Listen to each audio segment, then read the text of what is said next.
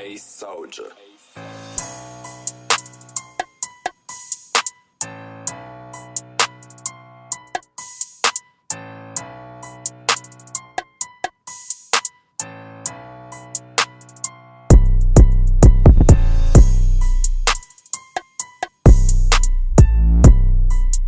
How's it going, guys? Rosie here, just checking in from San Diego, itching to be out there on the felt with the boys. I'm not in today's video, but I will be back very soon. But the reason I'm talking to you today is to talk to you guys about the crazy month of June Next Gen Poker is about to have, and you guys are going to be involved. Next Wednesday, wait a minute, much better. Next Wednesday, Frankie and I will be returning to the Lodge live stream June 2nd, that Wednesday. We're playing 1-3, $1,000 max buy-in. Tune in live, should be an amazing time.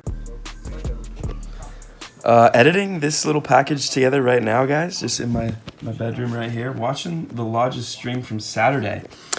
Apparently Poker Beast is going to be joining us on the stream, so how's that for a little added surprise? I'm just finding it out. He's a great vlogger, can't wait to play with him. All right, back to the intro. The following Wednesday, that's June 9th, we are going to be at TCH Dallas for Brad Owen and Andrew Neme's meetup game. So while you're waiting in line to talk to them or take a picture with them, you could take a picture with us to kill some time. Very excited to meet them and meet you guys as well. And without further ado, the main event. Wait. Oh yeah. The boys are hitting Las Vegas, Nevada. You are all invited, by the way. I turned 21 on June 13th. The following weekend, it's gonna be June 17th to the 20th. Frankie, Jello, and I are hitting Las Vegas, Nevada. We are staying at the Cosmopolitan Hotel for the partying aspect, where we're gonna be hitting the pool parties and clubbing. Now, we realize the Cosmopolitan does not have a poker room, so we will be playing at the Aria, which is conveniently right next to it, walking distance. There is a list of special guests you might want to see. If you're not coming for us, come for these guys. We got Wolfgang Poker flying in. We may be linking up with Jonathan Little, and we may be linking up with Andrew Neme. So you guys come too, why not? Thank you guys for listening. Let's hop into the video. Let's see if the boys can run it up. And I look forward to seeing as many of you as possible in the month of June. Next Gen for life, baby. Let's have a month, why not?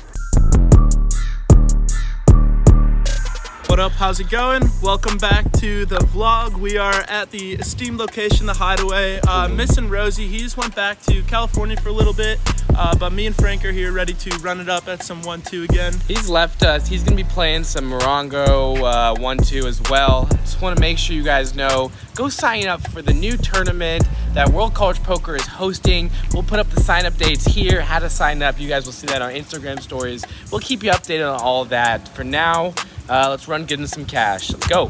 Peace. Stick around for this vlog because I have some pretty crazy hands going down. First hand of the night, we looked down at Ace King offsuit on the button. I decided to straddle the $4 here to get ultimate last action pre-flop. Under the Gun, who's a super aggressive player, makes it $20, folds all the way around to the big blind who makes a call. He is also an aggressive player, and both of these players like to bluff a lot. I decided to actually just flat call here. Typically I'm going to be throwing in the 3-bet, but against these two players who like to bluff a lot and call pretty wide, I decided to just take a flop with a very disguised and strong hand in position. The flop comes King of Hearts, Deuce of Diamonds, Ace of Diamonds. We drill, top 2 pair. I'm loving it, hoping that one of the other players connected with the board and that we can get some piles in there. Under the Gun does not hesitate to bet $75 over pot bet. I'm loving it. I Hollywood for a little bit before I just decide to make the smooth call for $75 and the big blind fold. So we're off to turn heads up, which is the 5 of hearts, bringing in 2 flush draws now. Under the Gun thinks about it for a second and says 2 beautiful words, all in for $210. I snap call as quick as possible, and we're off to a river, which comes the 10 of clubs. Great card, not too scared about anything. I flip over Ace King, and Under the Gun flips over Ace Queen, so kind of a cooler situation. Our hand was super disguised, and because of that, we were able to scoop in a fat pot to start off the session. Thank you. Easy call. Yeah. $20. showdowns. Welcome, girls and boys. This is Frank here. Our first hand of the night is Jack King offsuit. We are in the small blind facing an under the gun limp and a cutoff limp. Let me tell you about this cutoff player. He was definitely the most aggressive player at our table, and he had a very high tendency to raise as a bluff. That's going to come into play as I don't want to raise pre-flop against someone who's going to be aggressive post-flop with such a mediocre hand like Jack King offsuit out of position to this guy. So for that reason, I just make a limp to $2 and the big blind checks it down, going to a flop which is pretty damn good, Jack Ace. So we flop the best possible trips you can, so I just lead out for $6, trying to get value from worse trips and pair of aces, and the cutoff calls. So that is the aggressive player I mentioned before. Everything is going to plan so far. Seeing a turn card which is a 9, I think I can still bet for value. I make it $20 and the cutoff again calls. So going off to a river, which is a queen. Unfortunately, we lose to Jack Queen now. I make it $25. We block the straight, King 10, so not too worried about that. But the cutoff does put me in a very odd situation when he raises it up to 100 on the river. On low stakes games, we know that river raises mean a lot of strength, but this is the most wild guy at the table that I think that he still might raise worse trip jacks for value. I do make a call, and this time that's not one of those cases, as he has pocket aces for the flopped full house. Wow, I was flopped almost dead.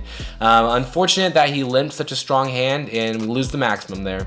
I know you're wondering, why the hell does Jack have 5 cards right now? What the hell is he doing? Is he playing Congress again? Why, yeah, I am. I get a hand I just cannot fold in the cutoff. Ace of spades, king of hearts, 4 diamonds, deuce of clubs, deuce of spades. We double block the nut low with the ace and 2 deuces, as well as have a suited ace and ace king. I mean, solid hand. I'm just going to play it. I limp, and we go 6 ways to a flop, which comes jack of clubs, 6 of clubs, deuce of hearts. We have pretty solid nut low draw as well as bottom set. I'm kind of liking where I'm at. Under the gun bets $25. Our enemy in the +1 position, Prosper Donkey, makes the call. I make the call on the cutoff, and the button calls as well. So we're off to a turn 4 ways, which is the 3 of diamonds. Solid card. We now pick up the nut low with our set, so I'm feeling very confident about my hand. It checks to Prosper Donkey, and he bets $115. Not feeling as confident anymore, but I'm sure as hell not going anywhere. I make the call, and everyone else folds, so we are off to a river heads up, which is the 7 of hearts. Doesn't really change anything. If he did have 4-5 for the straight, he still has 4-5 for the straight. Besides that, nothing else really gets there. He decides to rip it all in here for $400. I figure maybe he also has nut low and is trying to push me off my high hand. With the nut low as well as a set, I just cannot fold here. He can be bluffing way too often. I make the call for $400, and he tells me that he is nut as they call it. Nut high and nut low with ace 4-5. We get quartered here because my set's no good against a straight, and we chop the low. So very unfortunate turn of events. I wish the board could have paired on the river, but you know what they say, live by Congress, die by Congress. This next one is a real interesting hand. We get into it with Jack 9 of hearts in the big blind. Under the gun, who's a super loose and aggressive player. It's his first time at the Hideaway. He's been showing down crazy hands and ridiculous bluffs all night. He bets $20. The +1 makes a call, middle position, and small blind. I'll make the call. It's on me in the big blind with a suited gapper. Flops pretty well. I decide to call for $18 more and see a flop against all of these aggressive players. The flop comes 10, queen, 4. Solid flop for us. We have an open ender as well as a backdoor flush draw. Kind of loving life here. Happy to call a bet on this flop and see a turn card. The small blind does something weird here and donks for $30. I'm getting great odds. I just make the smooth call, hoping for it to fold around or maybe 1 or 2 other people to make the call. However, that's not what happens. Under the gun has some news for us. He rips it all in on top of our heads for $175 total. Quickly folds back around to the small blind, who thinks about it and lets his hand go. Now it's on me. Let's do some math. For $145 more to call into a pot of already $335, we're getting about 2.3 to 1 here, which means we only have to be right about 30% of the time. I think the worst hands he's going to be doing this with are ace queen. However, there's plenty of better hands in his range as well. Pocket 10s, pocket queens, kings and aces as well. For those reasons, I'd feel a lot more comfortable calling if I had king jack, because if I were to hit a king on the turn or river, I could still potentially have the best hand with top pair. However, with jack 9, I'm pretty much drawing dead to just an 8 or a king most likely. And he can still have a lot of kings in his range too, so he might already have some of my outs. For those reasons, I don't particularly like this situation. I think it's just on the border between a call and a fold. And for those reasons, I decided not to gamble my stack. I think against this player, he's pretty crazy. I think I can find way better spots to commit my money where I'm going to be good a larger percentage of the time. For those reasons, I let it go, and we're on to the next one. Get ready, because we get into some insane hands with this guy. For the second hand of the night, the under the gun player limps for $2. This is the same aggressive opponent, and it seems like, I don't know if you guys ever have that feeling, but it seems like a grudge match 1v1 against this guy. Everyone else is playing tight, every pot is against him because he's playing so wide pre-flop. This time we have Jack King again, but the suited variation, so slightly better. I make it $15 in the cutoff, and we see one call from the small blind and a call from this under the gun player. Going off to a flop, which comes ace 9 8 2 clubs, so we pick up that nut flush draw, and when it checks to me, you know I'm firing. I make it $30 with my premium draw, and small blind folds and under the gun makes a call. So going off to a turn card, which is a 8 of spades, so we pick up a gut shot straight draw. He checks to me, and with all these draws, I make it $50 trying to take it down, but if we do hit, we're in for a pretty big pot. And we see a call from the under the gun. So going off to a huge river card, we just got to hit against these type of opponents. 3 of diamonds, Brick City, complete miss. He checks again once to me, and I know that it is a little scary. His limping range included aces the last time, but I cannot think that he's going to have too many strong hands limping under the gun and just calling 2 bets. I think he's going to be raising his sets. I think he's going to be raising his 2 pairs, and I think he's going to be raising ace-king pre-flop. He did raise sometimes pre-flop, guys. So for those reasons, and for the reason that I definitely won't win the hand if I check, I decided to go all in here for $220. Big breaths, and we get a fold. He doesn't make us sweat too long before he folds, and we take down a pretty big pot. Really well-timed 3-barrel bluff here. This next one is the most exciting hand by far in the session. We look down at 8-6 of diamonds in the small blind. Folds around to the button, who makes a limp. I decide to go the aggressive route here and bet $13, hoping to scoop this pot with the C-bet on the flop. I make it $13, and the big blind makes a call, and the button makes a call, so not exactly ideal. We're going to a flop 3 ways, out of position, but it comes a pretty good one. 8 of clubs, 3 of hearts, 5 of hearts, so we pick up top pair. Not a great kicker. My hand definitely needs some protection, so I decide to lead out here for $25. Big blind gets out of the way, and the button, who is a super aggressive player, who was the player with ace-queen in the earlier hand when I had ace-king, she decides to raise me to $60. She can be doing this with all lower pairs as well as flush draws. For that reason, I think about it for a while and decide to make the call. She can also be doing this with open-ended straight draws as well. There are plenty of draws for her to be raising with here, and I can certainly have the best hand with the top pair. So I make the call for $60. And we're off to a turn, which is a solid one, the 6 of hearts. A little bit scary because a flush draw gets there. However, now we have 2 pairs, so our hand drastically improved. If she were to have an overpair or a lower 2 pair, we now have her beat. I check, and she bets $102 into me. Definitely going to be needing to do some thinking here. However, after contemplating for a while, I think that there are plenty of combo draws that she can still be doing this with, such as something with the 4 of hearts. Some sort of lower 2 pair might still be value betting, and some sort of 7-6 might still be bluffing here as well. So with the $102 bet, I know this player likes to bluff, so I make the call for $102. A little bit uncomfortable, but I'm hoping for a dud river. The river comes the jack of diamonds, so pretty much as dud as I could ask for. I check, and she does not hesitate to jam for $290. It's a huge bet here. This is really going to require some thinking. Very, very polarizing bet here. And she's pretty much repping either a set or a flush. I think about it for a while. I go into the tank, and about 1 minute into thinking, I decide to pull up some table talk. I talk to the lady just a little bit, see if I can gather some information. and she actually ends up showing me a card, which is fantastic. She shows me the 4 of hearts, one of the most connected cards on this board. Just with that hand, she has a flush draw as well as an open-ended straight draw, so let's do some thinking here. I don't think she's all too often going to have 4-2 offsuit or 4-7 offsuit. I also don't think she's going to have 4-2 of hearts or 4-7 of hearts all too often. It's a pretty wide call on the button, so I think she's folding most of those and not limping those.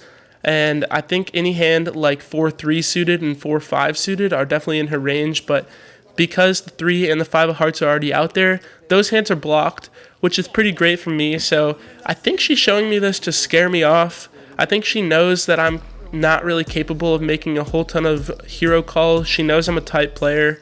For those reasons, I put in the crying call, hoping that she's bluffing. She flips over her 4 of hearts, and she flips over the 5 of diamonds. She was bluffing. We caught her. She was bluffing with the open-ended straight draw, a flush draw, as well as middle pair.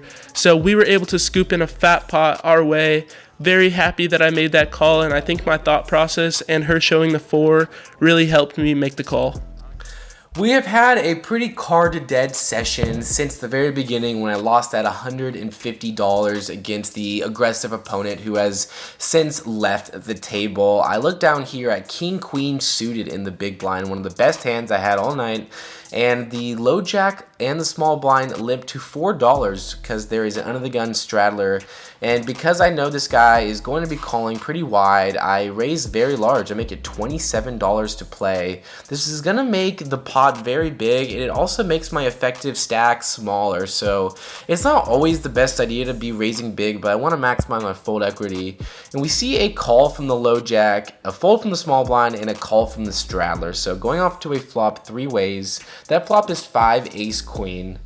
I pick up mid pair and I decide to check here, although I do like a bet. My logic in the time was maybe one of this aggressive players will see this check as weakness and decide to fire, but that's not what happens. Both players check behind. We're going off to a turn card, which is pretty good. It is another ace, so that makes it less likely they got a pair of aces.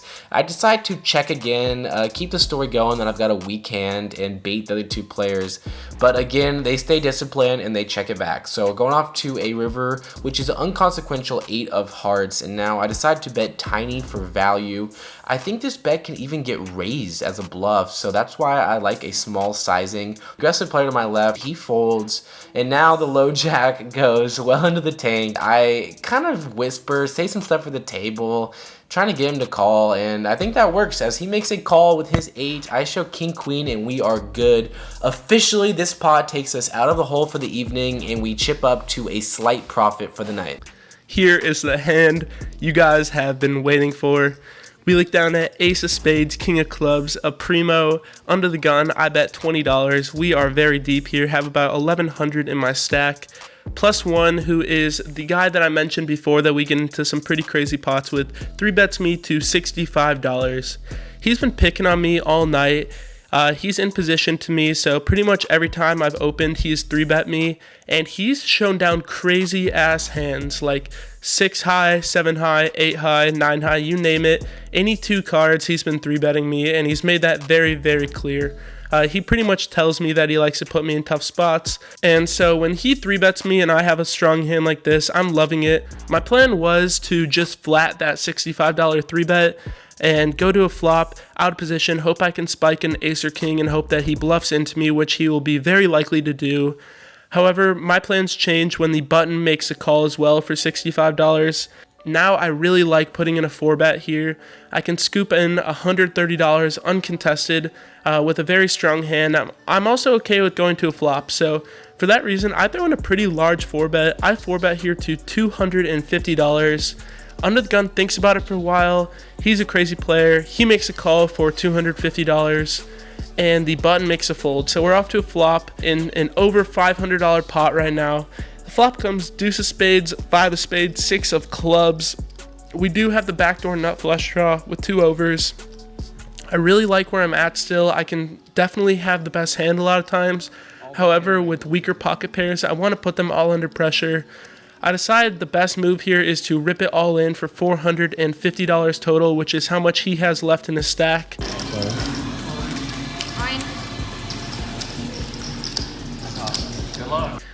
He thinks about it for a second and makes the call, so I'm not loving life here anymore.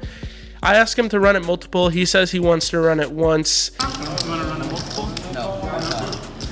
I think we're in trouble here.